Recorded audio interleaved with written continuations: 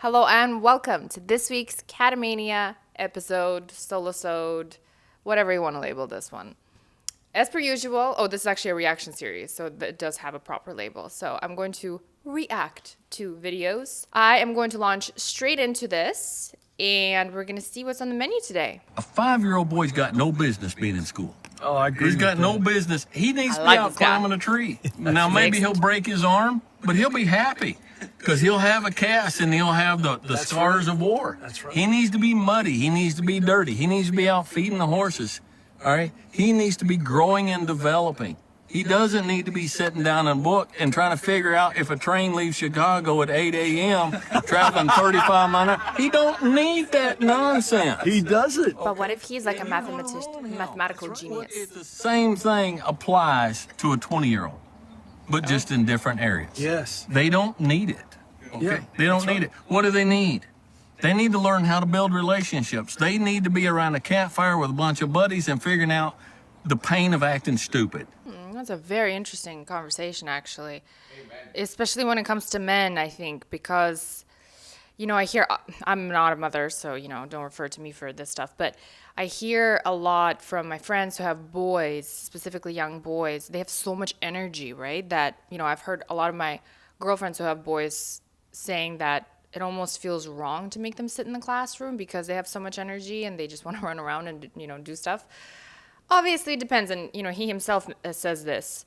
If someone, again, has like a predisposition to be like a, mathematical genius or a computer genius, right? There's a difference there. But I don't know if continuing on with the traditional path of school, and this is back home, by the way, back home when you are in junior high and high school, it's like university level classes in North America.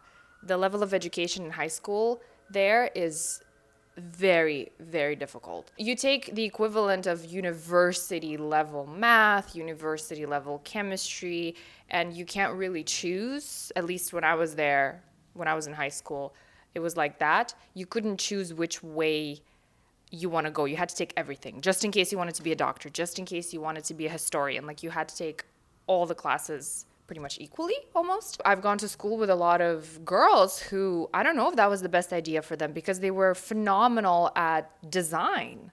I don't know if they had any business going and studying chemistry at such a high level. This guy he looks like I don't know who this person is, but he looks like he walked straight out of like a really badass Western movie, and it's a vibe. The cigar definitely adds to it. If you are as obsessed with becoming a professional beauty sleeper as I am, then you need to hear about this product that I recently discovered. I have been using these Manta sleep masks, which, unlike regular sleep masks, provide complete and total blackout. It feels really odd to use the word blackout as it relates to wellness and healthy sleep, but this gives you the right kind of blackout because it has these soft pouches that completely cover your eye and don't allow any light to get through. So you put it on like this, and there's absolutely zero light getting through.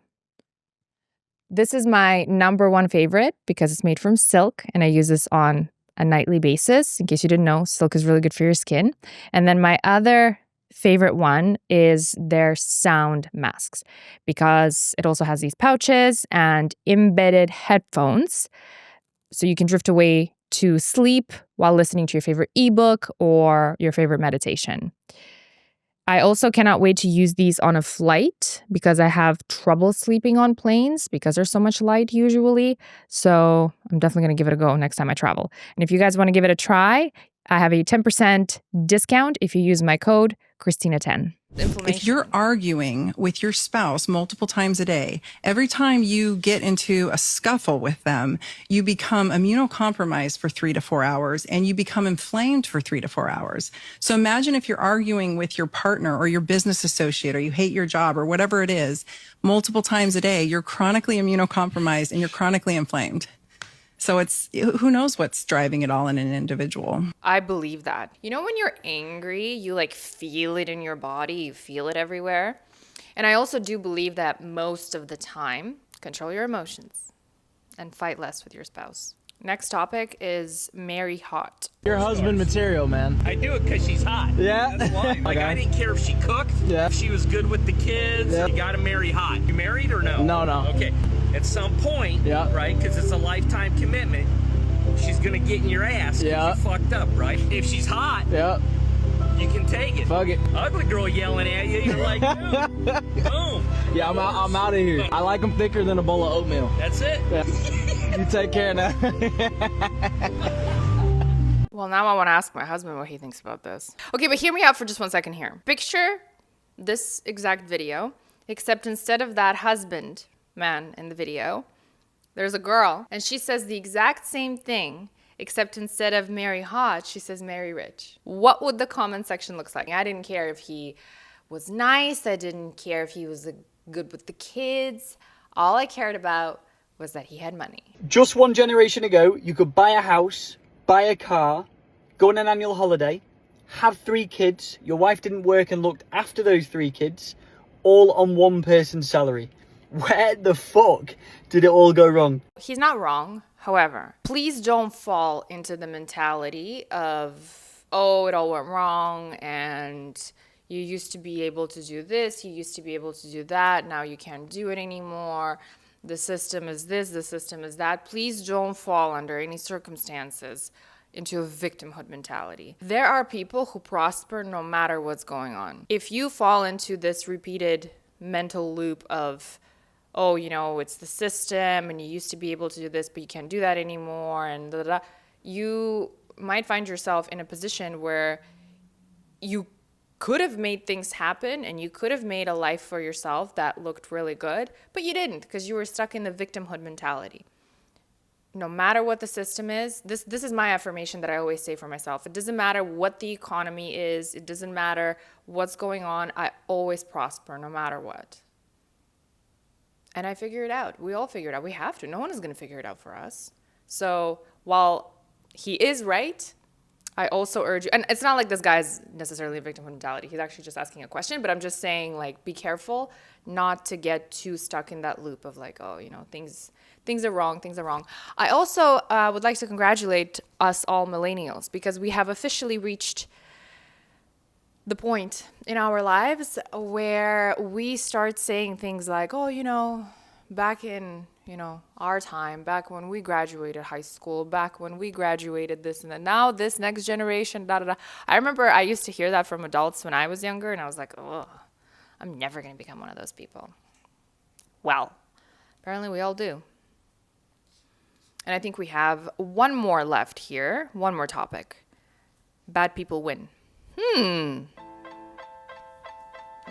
the Ever universe wonder rewards why bad people seem to win? Because the universe doesn't reward goodness, it rewards alignment. You can be kind, generous, pure-hearted, but if your energy is stuck in fear, guilt, or self-doubt, you will repel the very life you deserve. Meanwhile, someone selfish but certain in their worth, they receive, not because they are better, but because their frequency is clear. The universe doesn't operate on morals, it operates on mirrors. You don't attract what you deserve, you attract what you believe you're worthy of. So stop obsessing over who is winning. Start tuning your energy to what you actually want, because life's not rewarding the bad, it's just responding to the beliefs. If you get too fixated on the fact that someone who you know maybe isn't the nicest and the kindest person got what you wanted or got, you know, something that you deem as unfair, just let it go. Let it go because you're not God. God's going to take care of everything. And you just focus on aligning yourself, you as a good, kind-hearted person, aligning yourself. This is going to sound so wooey, but aligning yourself with the frequency of whatever it is that you want, and believe in yourself and believe that it's going to happen, and let it go. Don't obsess over it, because obsession is also misalignment, because obsession is fear. Thank you for tuning into my unexpected coaching session.